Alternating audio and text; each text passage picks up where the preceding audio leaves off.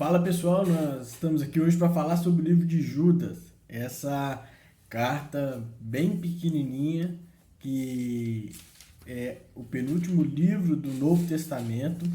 Essa carta que tem aproximadamente 24 versículos, apenas um capítulo, mas isso não significa que ela não seja importante para tanto a nossa vida espiritual quanto a vida e a história da igreja. É, Quero tentar aqui fazer algumas considerações para a gente ter um pouco mais de claridade quando nós tratamos aqui da carta ou da epístola de Judas.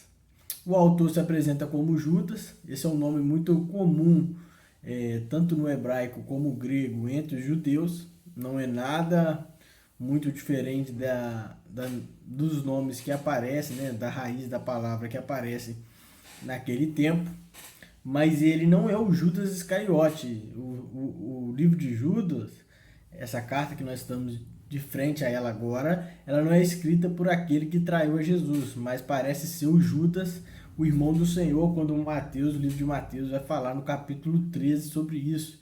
Então é mais provável, embora o autor não reivindica nenhum apostolado, ele não diz ser o apóstolo, até mesmo ele se diz diferente dos que são apóstolos, mas ele se diz como irmão de Tiago. Nós vemos isso no versículo 1 da carta.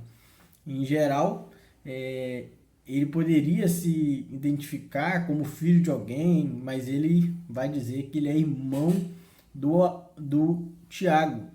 E isso pode ser que Tiago tinha uma grande influência na igreja da sua época, e por isso então Judas vai logo dizer: olha, eu sou o irmão de Tiago, para que também as pessoas lhe dessem e desfrutassem da sua autoridade. Então parece que Judas é mesmo o irmão do Senhor, aquele que é irmão de Tiago, embora ele não seja o Judas Iscariote. Isso precisa ficar bem claro para a gente. Embora nem Judas nem Tiago se apresentem como irmãos do Senhor, os outros, a gente acaba vendo em todo o Novo Testamento, não hesitavam ou não deixavam de mencioná-los dessa forma. A gente vê no livro de Mateus, livro de João, capítulo 7, Mateus 13, Atos 1, versículo 14, nós vemos essa ideia de que Judas e Tiago eram irmãos do Senhor. A data, não existe uma data talvez muito fechada sobre o livro, mas a gente percebe relações muito comuns de 2 Pedro com o livro de Judas. Parece até que um tinha já lido o outro e vice-versa. Então, isso vai mostrar que a data deve ser antes de 2 Pedro, provavelmente 65 depois de Cristo, e provavelmente isso esteja errado. A data contrária seria 80 depois de Cristo. Os destinatários da carta são os cristãos judeus, os gentios, ou ambos. É uma carta bem mais aberta do que o comum que a gente vê, e parece que Judas também está preocupado com o crescimento de um movimento que foi se consolidar no segundo século, que é o gnosticismo.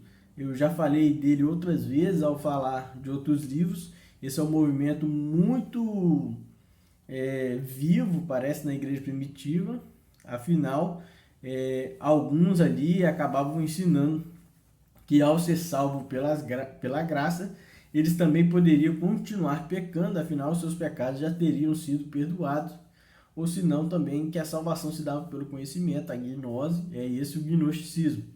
Então a gente precisa entender que Judas parece estar rebatendo esses precursores do gnosticismo que vai se consolidar depois no segundo século. E eu queria fazer um esboço aqui. Judas começa saudando, né? Faz uma saudação, depois ele fala da ocasião da carta, no versículo 3 e 4, e aí ele vai falar da presença de apóstatas, no versículo 4, de homens que não devem ser confiados. Ele vai falar de falsos mestres, até o versículo 16, vai falar sobre o julgamento desses mestres. Ele também vai falar da sua conversa difamatória, do seu caráter que é retratado e a sua destruição profetizada. E no final ele faz uma exortação aos crentes. Judas vai falar de uma certa batalha da fé, uma batalha que precisa ser travada, e Judas nos lembra que é preciso perseverar na fé e tomar cuidado com as heresias que estão no nosso meio. Ora, eu queria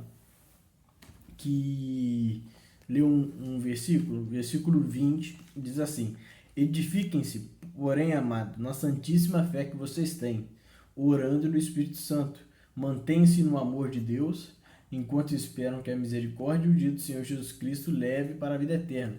Tenham também compaixão daqueles que o duvidam. E aí a gente vê claramente a preocupação de Judas em fortalecer os seus, fortalecer aqueles que estão batalhando pela fé, não só contra esses hereges, mas contra todas as coisas que vão contra a fé. Então, o que eu queria deixar registrado hoje nesse vídeo é que você também batalhasse na sua fé. Existem heresias no nosso meio, existem ensinos errados, falsas doutrinas, existem falsos mestres, como a Bíblia deixa muito claro que existiria, mas o livro de Judas é um lembrete para nós que nós precisamos perseverar, batalhar na fé, continuar na sã doutrina, ter compaixão daqueles que precisam e continuar vivo na esperança que Jesus voltará para buscar a sua igreja. Que a sua vida seja repleta da glória de Deus, que você continue lutando na fé e não se esqueça daquele que o chamou. Batalhe na fé, persevere e se afaste das doutrinas falsas. Tá bom? Deus abençoe você e fique na paz.